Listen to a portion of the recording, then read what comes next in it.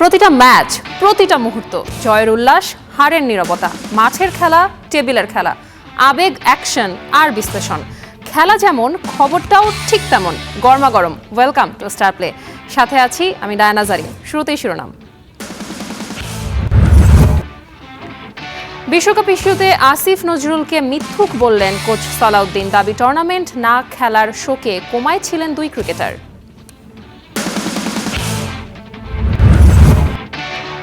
বাংলাদেশের প্রেক্ষাপটে test cricketer হওয়া একটা অভিশাপ বললেন মুমিনুল হক। লঙ্গার ভার্সনের আরও টুর্নামেন্ট চান ঘরোয়া ক্যালেন্ডারে। কাউকে তেলিয়ে নয়, বাঘের মতো খেলতে চাই, বিসিএলে দল পাওয়া প্রসঙ্গে বললেন নাসির হোসেন। ক্লাবগুলোর অসন্তুষ্টি নিয়ে ৬ মার্চ থেকে শুরু হচ্ছে বাংলাদেশ ফুটবল লিগের দ্বিতীয় লেগ। সম্প্রচারে থাকছে নতুনত্ব, বললেন ফাহাদ করিম। ৫০ মিলিয়ন মার্কিন ডলারে গাজায় স্টেডিয়াম নির্মাণের ঘোষণা ফিফা সভাপতির। ছোট বড় মাঠের সাথে থাকবে একাডেমিও।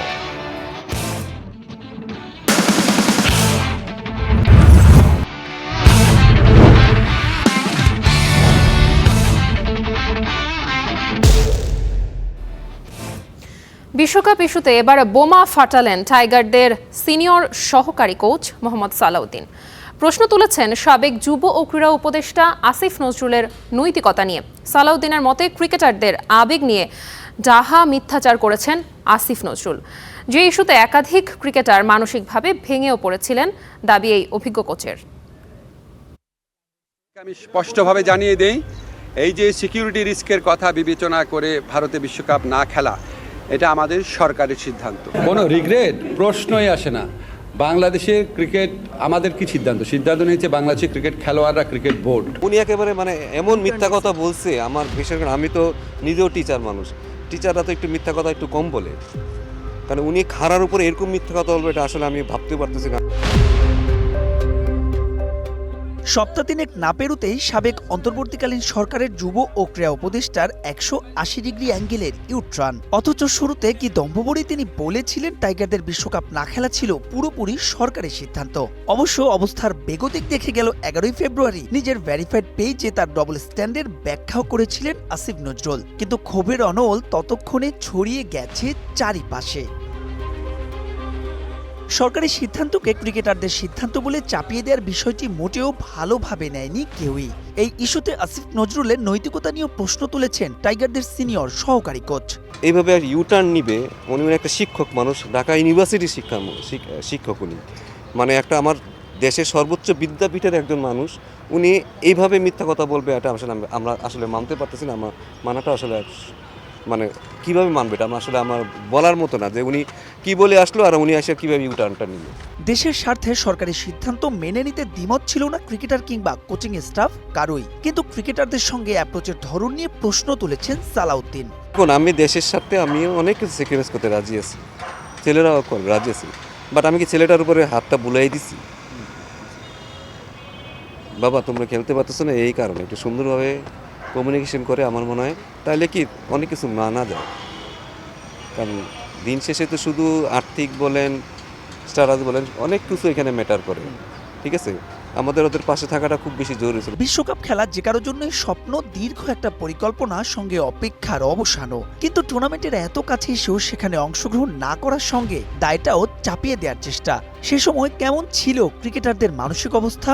আমি তো জানি আমার দুইটা প্লেয়ার কোমাতে চলে গেছিল, 5 দিন ধরে কোথায় বলে হারাই গেছিল। তারে যে আমরা ওই যে টুর্নামেন্টে মাঠে ফিরে আনতে পারছি, ওইটাই বেশি। আমার মনে হয় এটাই সবচেয়ে বড় সাকসেস কোচিংয়ে আমার জীবনে। দেশে মাঠে আসছে, এসে আবার রান করছে। একটা মানুষ তো অনেক বছর ধরে স্বপ্ন দেখে একটা ওয়ার্ল্ড কাপ খেলবে, ঠিক আছে, শুধু এখানে তো টাকা পয়সা তো একটা ফ্যাক্টর, ওইটা একটা ছোট ফ্যাক্টর। কারো আসলে যে ওয়ার্ল্ড কাপটা সারাটা জীবন স্বপ্ন দেখে আসছে, সে একটা ওয়ার্ল্ড কাপ খেলবে। ভারত শ্রীলঙ্কার উইকেটের ধরন আর সব দলগুলোর হাড্ডাহাড্ডি লড়াই দেখে আফসোস হয় মোহাম্মদ সালাউদ্দিনের। তবে এসব নিয়ে এখন আর ভাবতে চান না, এগুতে চান সামনে। অপেক্ষা করছে পাকিস্তান সিরিজ, 2027 বিশ্বকাপে সরাসরি খেলার কঠিন সমীকরণ। মাহবুব রিমন, স্টার নিউজ, ঢাকা। বাংলাদেশের প্রেক্ষাপটে টেস্ট ক্রিকেটার হওয়া একটা অভিশাপ। এভাবে চলতে থাকলে অদূর ভবিষ্যতে কেউ আর আগ্রহী হবে না এই ফরম্যাটে। ১৩ বছরের ক্যারিয়ারে এমন উপলব্ধি সাবেক অধিনায়ক ও টপ অর্ডার ব্যাটসম্যান মুমিনুল হকের। সাদা পোশাকের ক্রিকেটের উন্নয়নে ঘরোয়া ক্যালেন্ডারে আরও চান লঙ্গার ভার্সনের টুর্নামেন্ট। স্টার নিউজে মুমিনুল হক কথা বলেছেন এই টেস্ট সাইকেলে নিজেদের পরিকল্পনা নিয়ে। মুশফিককে অনুপ্রেরণা মেনে ছুঁতে চান ১০০ টেস্টের মাইলফলক। মুমিনুলের সাক্ষাৎকার নিয়েছেন মাহবুব রিমন।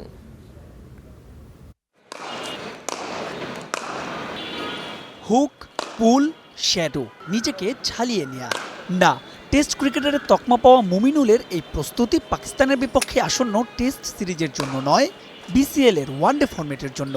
কিন্তু সবাই তো মিনির মতন সৌভাগ্যবান নয়। ডিপিএল এ পারফরমেন্সের পরেও সাদমানরা বিসিএল এ দল পান না। 2013-তে অভিষেক, কালে কালে পার হয়েছে 13 বছর।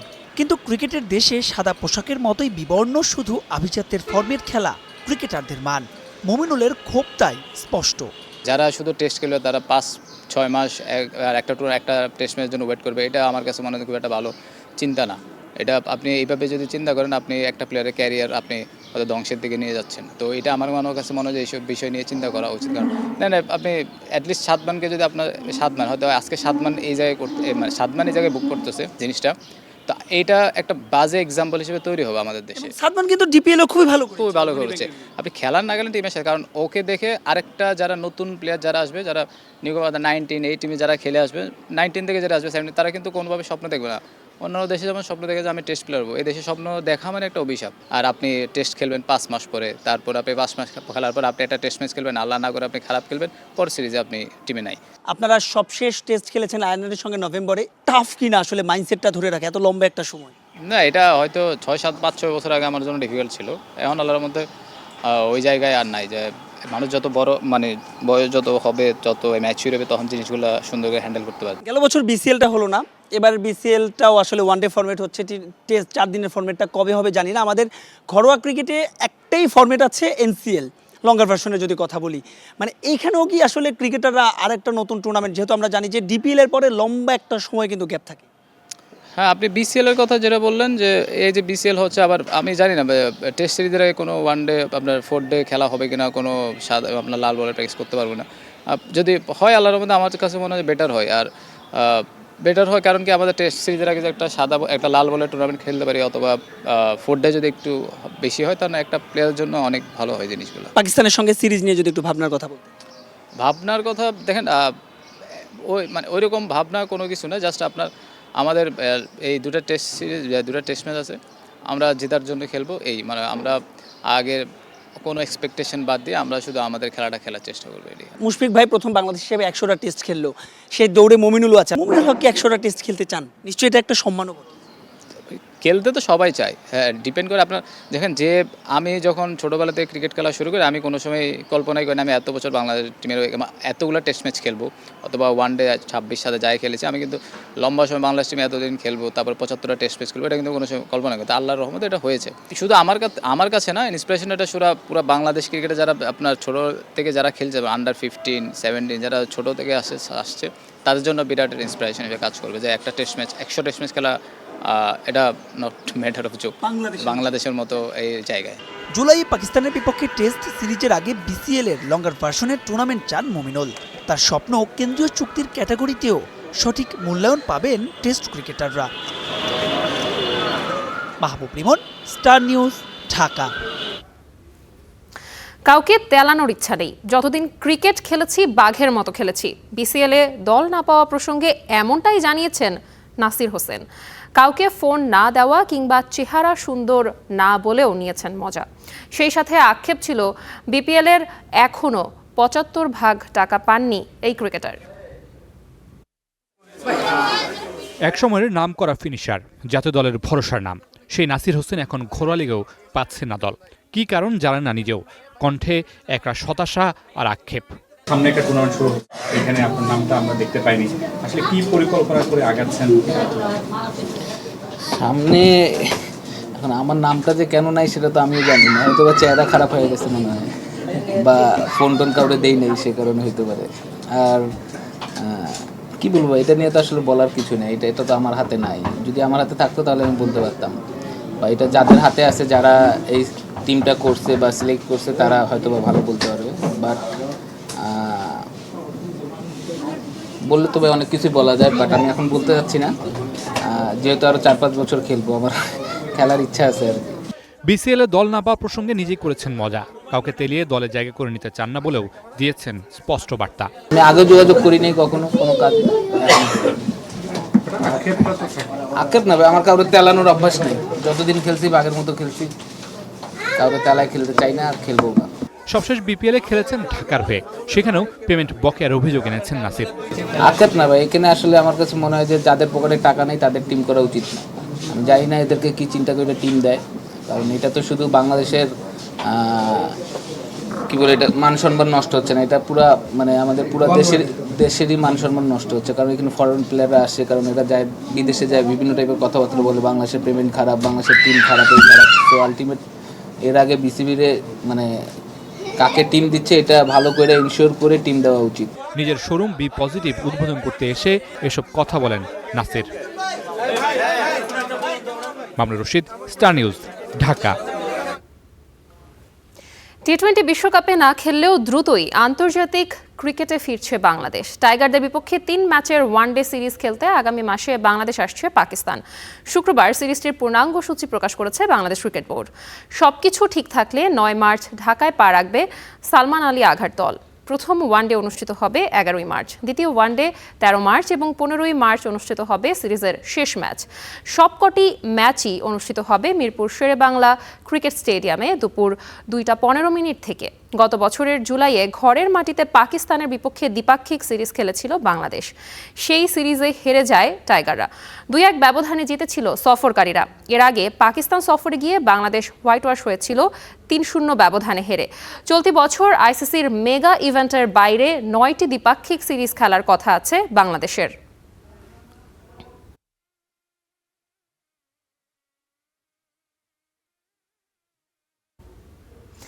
নারী রাইজিং স্টার এশিয়া কাপের ফাইনালে বাংলাদেশ। থাইল্যান্ডে সেমিফাইনালে পাকিস্তানের মেয়েদের 54 রানে হারিয়েছে ফাহিমা খাতুনের দল। ব্যাংককে বাংলাদেশ এ দলের দেয়া 111 রানের টার্গেটে খেলতে নেমে 56 রানেই গুটিয়ে যায় পাকিস্তানের মেয়েরা। নারী রাইজিং স্টার এশিয়া কাপের সেমিফাইনাল, বাংলাদেশ এ দলের প্রতিপক্ষ পাকিস্তান। টস জিতে বাংলার মেয়েদের ব্যাটিংয়ের আমন্ত্রণ পাকিস্তান এ দলের। তবে শুরুটা ভালো হয়নি বাংলাদেশের মেয়েদের। পাকিস্তানের বোলিং তোপে সুবিধা করতে পারেনি টপ অর্ডার ও মিডল অর্ডারের ব্যাটাররা। ইসমা তানজিম 23 বলে 12, শামিমা সুলতানা 13 বলে 13, শারমিন সুলতানা করেন 20 বল খেলে 15 রান। এরপর লতা মণ্ডল, ফারজানা ইয়াসমিন, শরীফা খাতুনরা দ্রুত ফিরে গেলে বিপদে পড়ে বাংলাদেশ। তবে একের পর এক উইকেট পড়তে থাকলেও অন্য প্রান্ত আগলে রাখেন অধিনায়ক ফাহিমা খাতুন। 32 বলে 5 বাউন্ডারিতে খেলেন 40 রানের অপরাজিত ইনিংস। নির্ধারিত 20 ওভার শেষে 8 উইকেটে বাংলাদেশ পায় 110 রানের সংগ্রহ। রান তাড়ায় খেলতে নেমে বাংলার মেয়েদের বোলিংয়ের সামনে দাঁড়াতেই পারেনি পাকিস্তান। ম্যাচের শুরু থেকেই হারায় নিয়মিত উইকেট। শাওয়াল জুলফিকার 14, ইয়োসরা আমি 11 ও হাফসা খালিদের 12 রান ব্যতীত পাকিস্তানের কোনো ব্যাটার পৌঁছাতে পারেননি 2 সংখ্যার রানে। ফলে মাত্র 56 রানেই পাকিস্তানকে গুটিয়ে দেয় বাংলাদেশের মেয়েরা। সর্বোচ্চ 3টি উইকেট নেন সানজিদা আক্তার মেঘলা, 2টি উইকেট পান ফাহিমা খাতুন। অন্য সেমিফাইনালে শ্রীলঙ্কাকে 5 উইকেটে হারিয়েছে ভারত। শিরোপা নির্ধারণী ম্যাচে আগামী 22 ফেব্রুয়ারি ভারতের মুখোমুখি হবে বাংলাদেশ।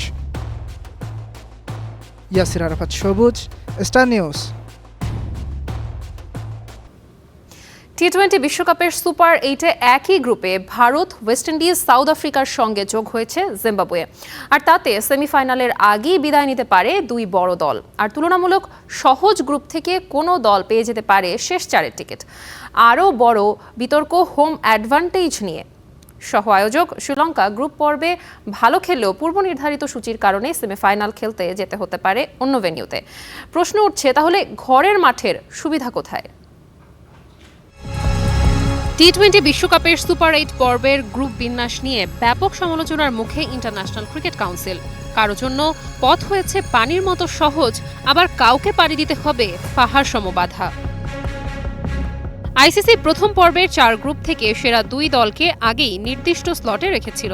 যেমন 1 নম্বর গ্রুপে থাকার কথা ছিল ভারত, অস্ট্রেলিয়া, ওয়েস্ট ইন্ডিজ এবং সাউথ আফ্রিকার। 2 নম্বর গ্রুপে পাকিস্তান, শ্রীলঙ্কা, ইংল্যান্ড ও নিউজিল্যান্ডকে ধরে রেখেছিল আইসিসি। কোনো দল যদি বাদ পড়ে তাহলে সেই গ্রুপ থেকে উঠে আসা দলটি সরাসরি ফাঁকা স্লটটা দখল করবে। প্রথম গ্রুপ থেকে অস্ট্রেলিয়াকে বিদায় করে জায়গা করে নিয়েছে জিম্বাবুয়ে। ফলস্বরূপ ভারত, ওয়েস্ট ইন্ডিজ আর সাউথ আফ্রিকার সাথে গ্রুপ 1-এ রয়েছে তারা। বিপরীতে গ্রুপ 2-এ রয়েছে শুধু রানার্স আপরা। এই বিন্যাসের ফলে সুপার 8-এই দুটি শক্তিশালী দল সেমিফাইনালের আগে বিদায় নেবে, আর তুলনামূলক দুর্বল গ্রুপ থেকে একটি দল সহজেই শেষ 4-এ পৌঁছে যাবে। আইসিসির এমন ভাবনার ফলে উল্টে গেছে ক্রিকেটের মৌলিক নিয়ম। সাধারণত গ্রুপ চ্যাম্পিয়নরা পরবর্তী পর্বে সুবিধা পায়, কিন্তু এখানে তারাই সবচেয়ে কঠিন পথে পড়েছে। সাউথ আফ্রিকা নিজ গ্রুপে সেরা হয়েও নিচের সিড হিসেবে বিবেচিত হয়েছে, যেখানে একই গ্রুপের রানার্স আপ নিউজিল্যান্ড র্যাঙ্কিংয়ের জোরে এগিয়ে থেকে সহজ গ্রুপ পেয়েছে। এই পূর্ব নির্ধারিত ফরম্যাটের কারণে প্রথম পর্বের শেষ কয়েকটি ম্যাচের গুরুত্ব একেবারে হারিয়ে গেছে। সমালোচকদের একটা বড় অভিযোগ সহ আয়োজক শ্রীলঙ্কার প্রতি এই অবিচার। ঘরের মাঠে দাপট দেখিয়ে তারা গ্রুপ পর্বে ভালো খেলেছে, কিন্তু সেমিফাইনালে উঠলেও পূর্ব নির্ধারিত ব্র্যাকেট অনুযায়ী ভারতে যেতে হবে। কলম্বোয় ঘরের মাঠে শেষ 4-এর ম্যাচ খেলার সুযোগ নেই, যেটাকে স্পষ্টতই হোম অ্যাডভান্টেজের অপব্যবহার বলছেন ক্রিকেট বিশ্লেষকরা। আইসিসি অবশ্য লজিস্টিক্যাল চ্যালেঞ্জের কথা বলে নিজেদের সিদ্ধান্তকে জায়েজ করার চেষ্টা করছে। তাদের দাবি, ভেনিউ, সূচি, টিকিট বিক্রি, সম্প্রচার সবকিছু আগে থেকে ঠিক রাখতে এই প্রিসিডিং জরুরি ছিল। কিন্তু খেলার মাঠের ন্যায্যতা ও উত্তেজনাকে এভাবে বলি দেওয়া কতটা যুক্তিসঙ্গত তা নিয়ে প্রশ্ন উঠেছে জোরালোভাবে। Diana Zarin, Star News. অবিশ্বাস্য, অনবদ্য জিম্বাবুয়ে। অস্ট্রেলিয়া, শ্রীলঙ্কার মতো দলকে হারিয়ে টি-20 বিশ্বকাপের সুপার 8-এ উঠেছে সিকান্দার রাজার দল। পরের রাউন্ডে প্রতিপক্ষ ভারত, নিউজিল্যান্ড, সাউথ আফ্রিকা। এবারও কি চমক দিতে পারবে আফ্রিকান দলটা? কলম্বোর আকাশে সেদিন একটু অদ্ভুত নীরবতা ছিল, যেন বাতাস জানত আজ কিছু একটা ঘটতে যাচ্ছে, বড় কিছু, অপ্রত্যাশিত কিছু। ক্রিকেটের আর কিছু গল্প আছে যেগুলো শুরু হয় নীরবে, কিন্তু শেষটা হয়ে ওঠে বিস্ফোরক। জিম্বাবুয়ে সেই গল্প। কেউ তাদের দিকে তাকায়নি, কেউ ভাবেনি এই দলটা কিছু করবে। যেখানে শ্রীলঙ্কা জাতীয় ক্রিকেট দল ট্রফি জিতেছে, অস্ট্রেলিয়া জাতীয় ক্রিকেট দল দাপট দেখিয়েছে, সেখানে জিম্বাবুয়ে ছিল নিঃশব্দ ছায়া। বিশ্বকাপের আগে 2 মাস তারা কোনো আন্তর্জাতিক টি-20 খেলেনি। অন্য দলগুলো যখন প্রস্তুতিতে ব্যস্ত, পাকিস্তান, ইংল্যান্ড, অস্ট্রেলিয়ার বিপক্ষে নিজেদের ঝালিয়ে নিচ্ছে, তখন জিম্বাবুয়ে যেন অন্ধকারে নিজেরাই নিজেদের খুঁজছিল। তাদের গল্পটা একটু কষ্টের। 2019 বিশ্বকাপে জায়গা হয়নি, 23-এও না। 24 টি-20 বিশ্বকাপে তারা দর্শক। সেবার আফ্রিকান বাছাইয়ে নামিবিয়া আর উগান্ডার কাছে হারে জিম্বাবুয়ে। প্রশ্ন ওঠে, 90 ও পরের দশকে ক্রিকেট বিশ্বে সমীহ জাগানো জিম্বাবুয়ে কি ক্রিকেট থেকেই হারিয়ে যাবে? প্রয়াত কোচ হিথ স্ট্রিক আর তার স্টাফদের বিদায়, বোর্ডে অস্থিরতা। কিন্তু মানুষ যখন একবার নিচে পড়ে যায়, তখন তার সামনে একটাই রাস্তা থাকে, ওপরে ওঠা। Sikandar Raza, Brendan Taylor, Ryan Burl, Blessing Muzarabani, Brian বেনেটদের হার না মানা মানসিকতা জিম্বাবুয়েকে হারিয়ে যেতে দেয়নি। 13 ফেব্রুয়ারি জিম্বাবুয়ে হারালো অস্ট্রেলিয়াকে 23 রানে। তারপর কলম্বো। স্বাগতিক শ্রীলঙ্কা 178 রান করল। একটা ভালো স্কোর, নিরাপদ স্কোর। কিন্তু জিম্বাবুয়ে 3 বল হাতে রেখেই ম্যাচ জিতল। অধিনায়ক সিকান্দার রাজা ম্যাচ শেষে বললেন, কেউ আমাদের এই জায়গায় আসতে দেয়নি, আমরা নিজেরাই এসেছি।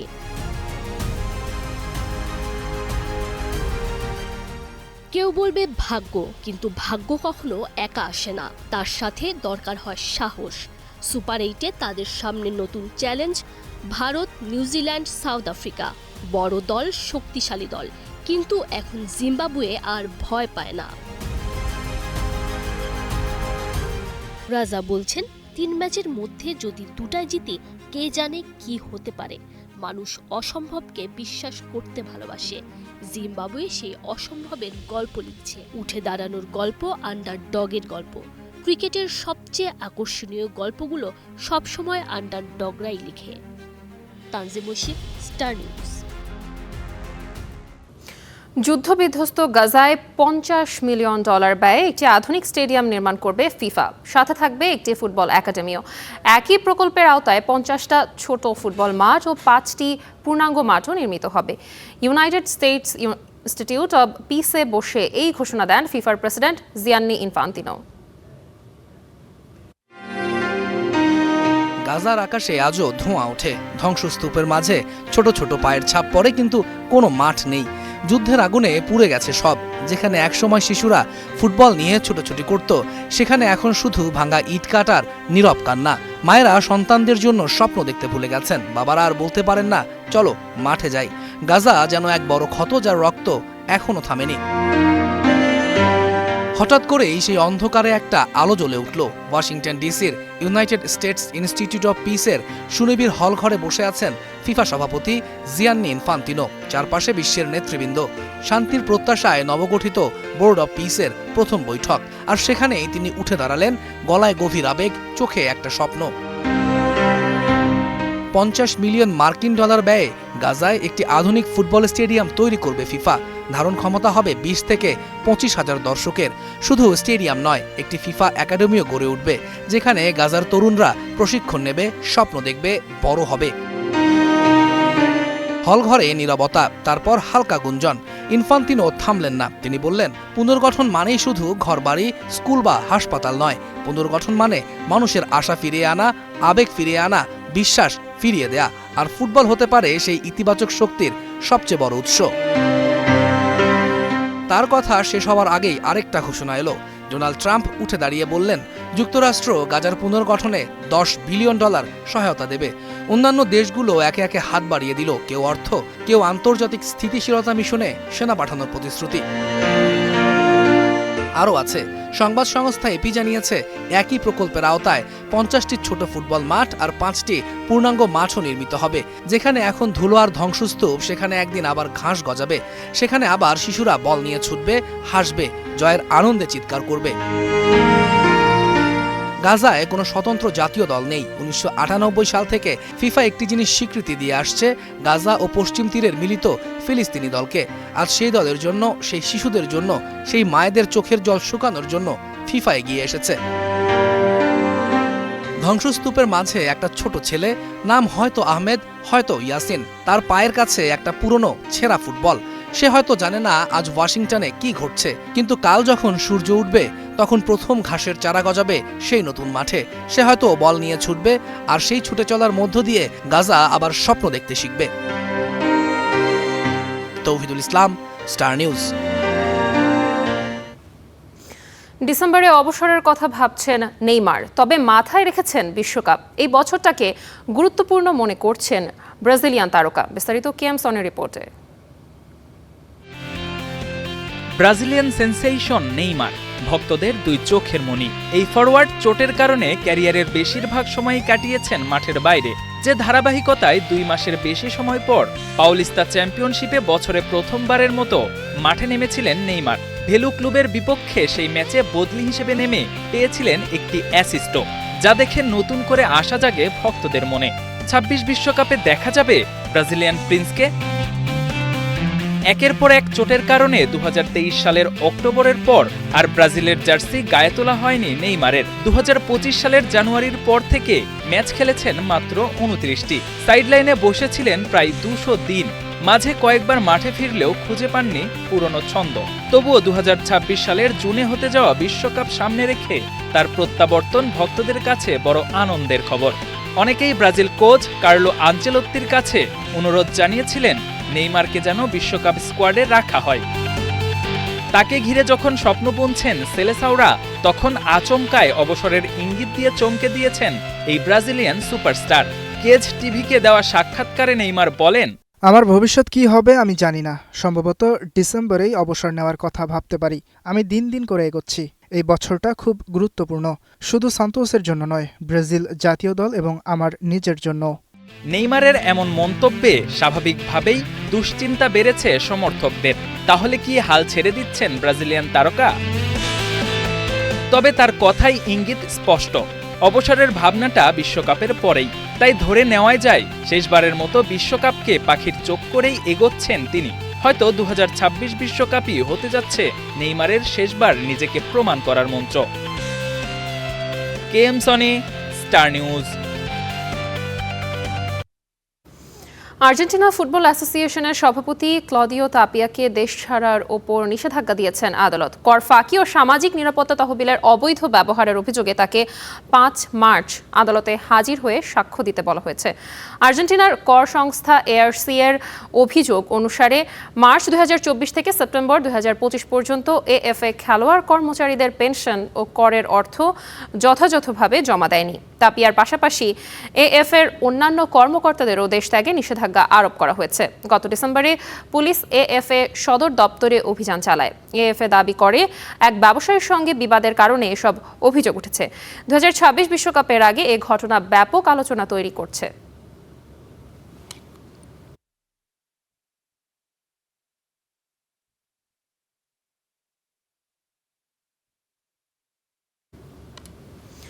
ব্রাজিলের হেড কোচের কাজটা বেশ উপভোগ করছেন কার্লো আনচেলত্তি। দল যখন আসন্ন বিশ্বকাপের পরিকল্পনা সাজাতে ব্যস্ত, আনচেলত্তি সাজাচ্ছেন নিজের ভবিষ্যৎ পরিকল্পনাও।